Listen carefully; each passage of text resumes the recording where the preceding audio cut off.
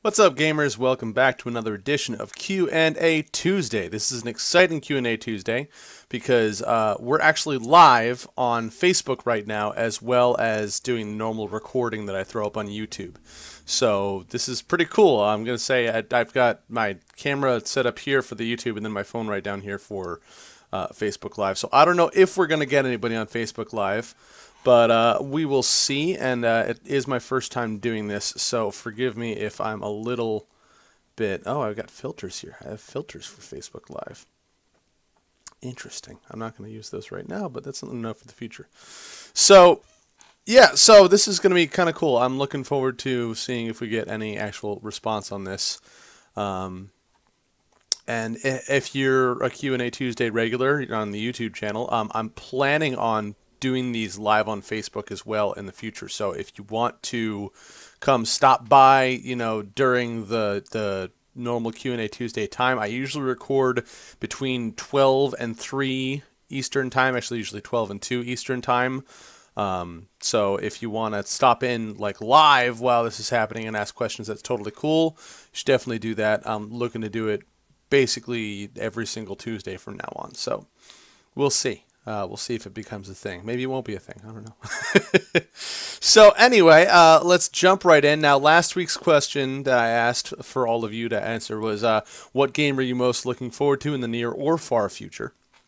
So let's see what everybody else says. Me personally, I have to say I am most looking forward to Breath of the Wild right now. The new Legend of Zelda game looks really, really awesome. I can't wait. I'm also excited for the new God of War game. So yeah, so we have our first Facebook Live viewer. Hello, how you doing?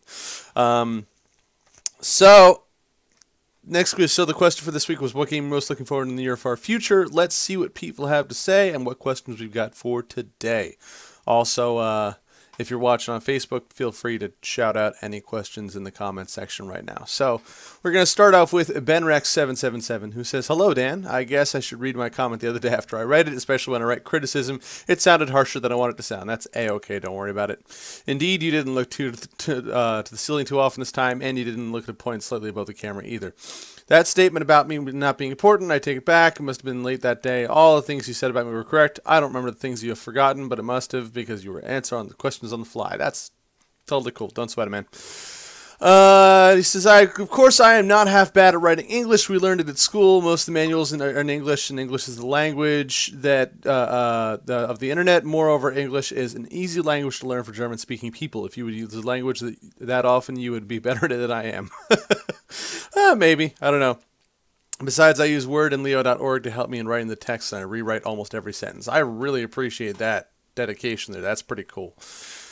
I totally recommend Red Storm to you. That's the manga that he was talking about last week. The picture you had with me watching through all the mangas is almost correct. I don't have hard copies of the mangas. I read them online. I know it'd be better for the artists and translators if I bought them. You know what? I think it's really cool because we're moving into an era where looking at stuff online and getting digital versions actually serves the artists better, assuming they get money for it, because usually the money goes more directly to them. So games, I'm not looking forward to any specific game because I have not yet played a lot of games and have very little do it properly, but I'd love to see improvements to technology of open world games, destructible environment, and VR gaming. Oh my god, can we take a minute and like geek out about Pokemon Go? Because I want to do that. I want to geek out about and not just because Pokemon Go is cool, because it is, and I love Pokemon. I'm a Pokemon nut, and it's tons of fun.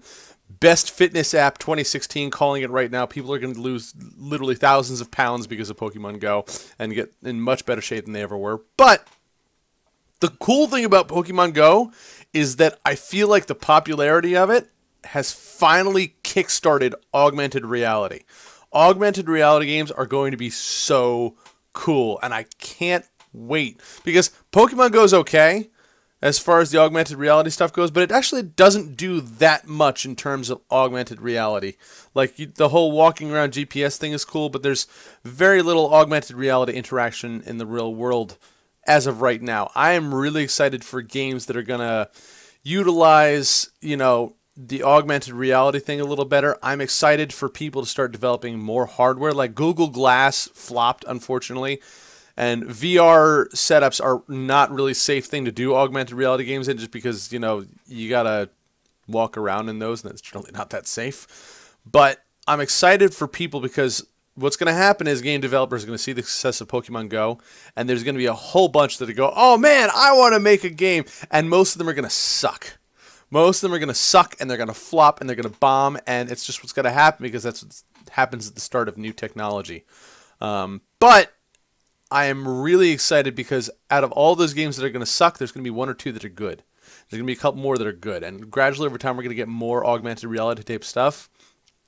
And that's also going to drive hardware development too, which is going to be really cool because if you can, if you can know for sure that you're going to make a game that's going to justify spending, millions of dollars on hardware development, and this is going to be like, either it's going to be a Kickstarter thing or it's going to be somebody that, some big company that finally goes, hey, this augmented reality thing might be worth investing some money in. But when that happens, we're going to get really cool stuff. So I am excited for augmented reality in the future.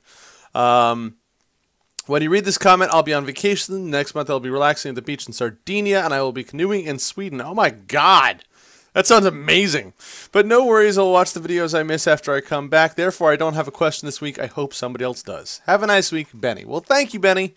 I appreciate your comments. I hope you really enjoy your vacation. Do you guys call it vacation there, or are you just saying that for my benefit? You call it, I know in England you go on holiday, so I wasn't sure. But that's really cool. I'm jealous. I wish I was going to go and be on the beach in Sardinia and then canoeing in Sweden. So cool. Have fun, Benny. I'll see you in a couple weeks. Moving on to our next question, we have your name, who says, hey, Dan, first off, I just want to say that you are the realest person on YouTube. Thank you. Hang on one second here. All right. So you're the realest person on YouTube. Thank you for making this world a better place by answering our questions and being an inspiration to people like me. That's awesome. Thanks. I'm glad to hear I inspire you. I try to be real. I try to keep it real. That's what I do. A video game I'm looking forward to is the new Legend of Zelda game coming out. My question for you is on music. What music do you listen to when you're doing certain things like writing, working out, or anything else? When I work out, I listen to musicals, which if you're looking for something new, I'd recommend Hamilton. The soundtrack is amazing. But when I write or do work, I listen to classical music. All right, so first off, Hamilton. Everybody is telling me I need to listen to it, and I haven't yet. My whole family, I don't know if I've ever spoken about this, but my family is a theater family. We're all like theater nerds. I'm actually the least theater nerd. At least I don't know that. Anyway, I'm less of a theater nerd than most everybody else in my family, but seriously, like, I mean, my parents were taking me to Broadway shows. I'm lucky enough to live within, driving distance in New York City. My parents were taking me to Broadway shows when I was like 12, 11, 10. So I'm very much in that scene. I'm very much aware of that scene. And every single person I know, especially my family, is telling me, you have to listen to Hamilton. And I'm like, okay, fine, I'll do it eventually. So I'd have to listen to Hamilton. Excuse me, I'm sorry. Tinkerbell break. So, okay, I'll take a look at Hamilton, or give a listen to Hamilton, rather, because you're now like the umpteenth person to tell me I need to do that. As far as what I listen to when I'm doing certain things like writing, working out, or anything else, this is cool. I love this question. So, for working out, if I'm lifting heavy weights, like if I'm doing any kind of real strength training, or if I'm doing body weight training, stuff like that, generally speaking, it's either like metal, and like we're talking like late 90s, early 2000s metal. Oh, we have our first Facebook Live comment. I'm sorry to interject here. Here's Alex Griffin, who says, want to work out to something epic while working out? Listen to anything by Two Steps from Hell. Super epic. Thank you for the recommendation, Alex. I will check it out. I actually, it's going to sound strange, but I don't know Two Steps from Hell, which is weird because usually I'm pretty up on music even if I don't listen to the band myself. So I'll definitely check that out. Awesome. Thank you. So where was I? When I'm lifting, I'll listen to generally like rock, metal, stuff like that. I'll listen to, System of a Down, Disturbed, Godsmack, generally anything kind of like, makes you want to punch holes in concrete and lift heavy things above your head. That's my general strength workout kind of shebang. If I'm doing cardio, like running, electronica, EDM, stuff like that, dubstep, anything along those lines. Real fast-paced beat, generally not lyrical. I don't really like to listen to lyrics because my problem is when I'm listening to music, I really like to sing along. So if I'm running or something like that and I'm listening to some of the words and I can't sing along to it, it kind of kills me inside. Like, and when I say I'd sing along, I mean like when I'm listening to those aforementioned like System of a Down songs or something like that while I'm lifting. In between sets, I am belting out at the top of my lungs, you know, like chop suey. I'm belting out chop suey at the top of my lungs in between sets, and I work out in my house, in my basement. I got a basement gym. So I'm sure my wife is highly entertained by it. She hasn't really mentioned it much, but, you know, I'm down there screaming at the top of my lungs and you know, whatever. Let the bodies hit the floor. So yeah, so if I'm lifting, like something heavy duty. If I'm running, generally something fast-paced, electronica, EDM, stuff like that. And then if I'm working, if I'm writing, I can't listen to music with words. Again, aforementioned desire to sing along. Plus, also the words tend to find their way into the writing as I'm doing it. So what I will actually do is I'll listen to video game music. I'll listen to stuff like... I'll listen to just soundtracks from video games. I'll listen to video game music remixes. OCRemix.org. If you've ever been there, go to OCRemix.org. Check it out. Very cool stuff. So I'll listen to, and it's cool because video game music is really designed to, you know, run in the background. I'll also sometimes listen to classical music. I'm a particularly big fan of Vivaldi and Mozart and, you know, other sort of Baroque era guys, but, you know, I listen to just about any classical music as well. So that's it. Great question. Your name says, that's it for me, Dan. Peace out. Keep being awesome. You keep being awesome as well. Very cool. Thanks for the questions. Good job. Next up, we have Potato Master Gamer, who first commented, who got the first post, by the way. Potato Master Gamer, you get credit. You got first post on the video. But you broke the rules. You broke the rules because you asked a question, but you didn't answer the question from last week. But that's okay. That's okay. I'll let it go. I'll answer your question. So, Potato Master Gamer says, how do you learn your techniques? I'm assuming you mean my fighting techniques that I do in the fight-like videos. And I learned them because I've done martial arts since I was like 3 years old. And I'm not even exaggerating that. I'm coming up on my 26th year of being a martial artist, with a like 2-year break in there somewhere. But as far as I'm concerned, if I did it for 7 years and then I took a 2-year break and then I came back to it, I think I was a martial artist in those off years anyway. Tinkerbell break. So, I have been a martial artist for literally almost all of my known life, and at least all of my conscious life, you know, for as far back as I can remember. So what I do is I watch the moves in the games, and if you've watched the fight-like videos, you'll notice I don't always do the exact same moves that the characters do in the game.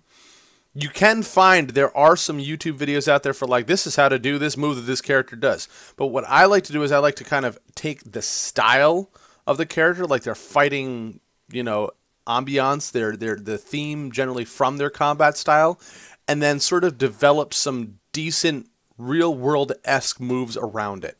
Because a lot of the stuff in video games either is not physically possible or doesn't make any real combat sense. Now, I'm not saying that, you know, watching those videos and learning those moves is actually going to prepare you for a street fight.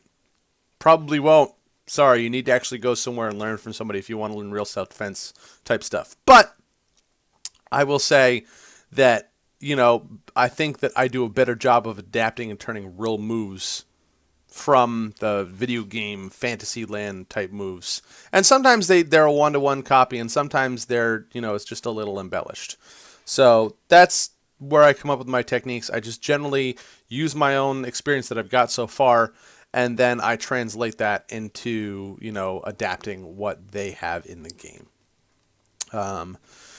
So let's see. We got any more questions? No questions from Facebook Live yet. That's okay. That's cool.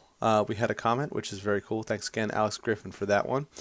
And we're moving on to the last question, which is from Damage2067. Oh, I'm sorry. By the way, Potato Master Gamer, this is your only free pass. I want a question from you next week, but you better ask my question, answer my question as well. Damage 2067 says, can you do a fight-like episode of Wei Shen from Sleeping Dogs, please? You also broke the rules, Damage 2067. You broke the rules, but it's okay. I still love you, so I'm going to answer this question. I can do a fight-like for Wei Shen from Sleeping Dogs. And in fact, Wei Shen has been a relatively popular suggestion, particularly for the fight-like videos.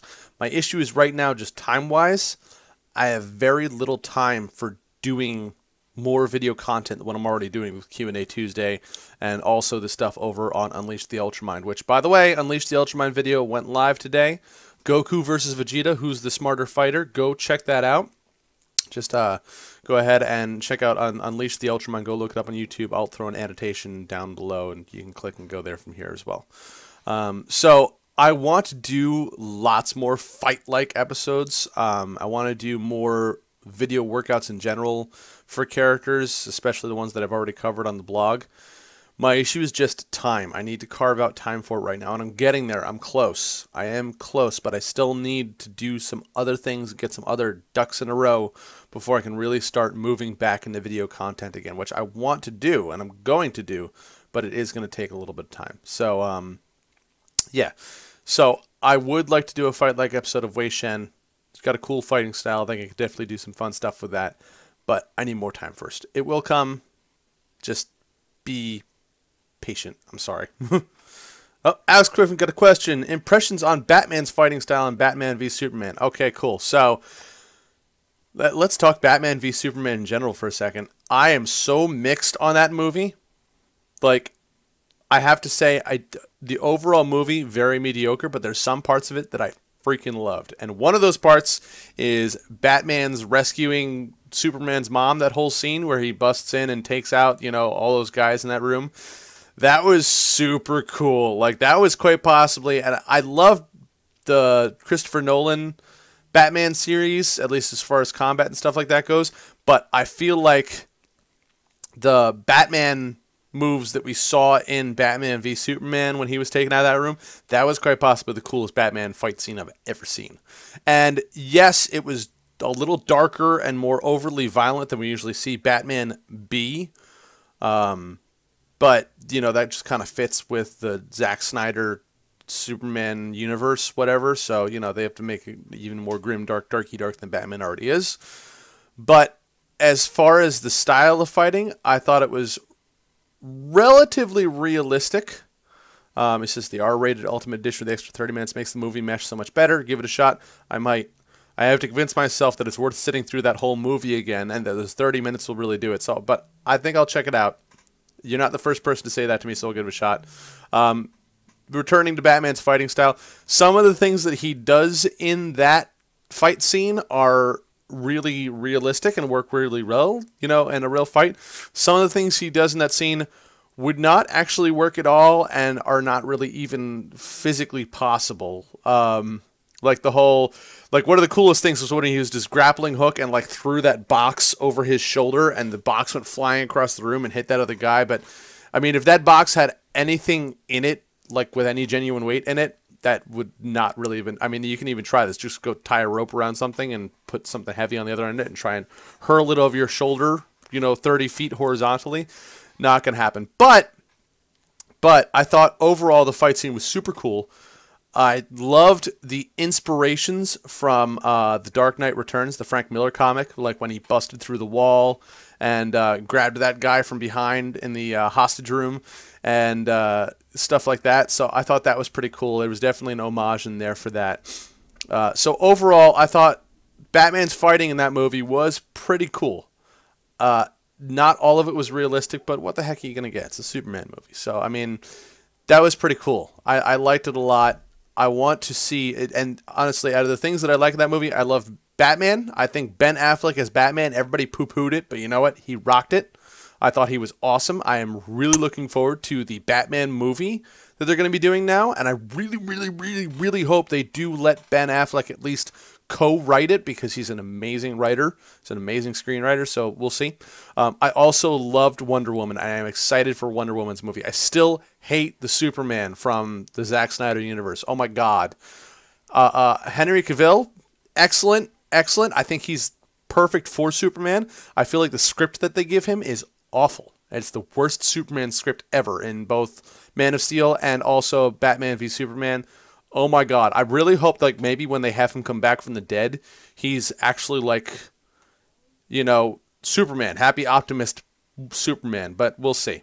But yeah, so I'm super excited about the Batman movie just because I really like the way they did Batman in the movie, and I'm also super excited about the Wonder Woman movie because I thought Wonder Woman's combat was also really cool because they didn't try necessarily to make her use like normal combat moves that you would use when you're wielding a sword and shield, and instead they said, hey, listen, this is a girl who could fly, she's got super strength and stuff like that. What sort of how would she wield swords and shields differently?